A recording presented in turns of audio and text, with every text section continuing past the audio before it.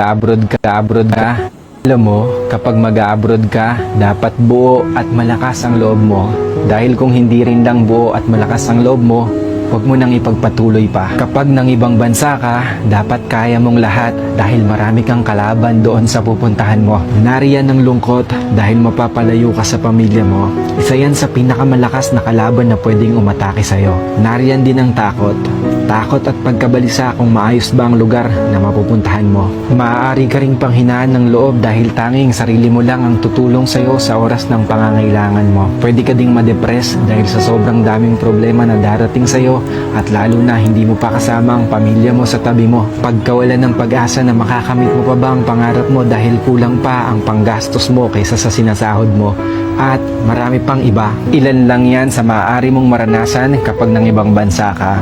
Pero dapat kapag nag-abroad ka, kaya mong magtiis at magsakripisyo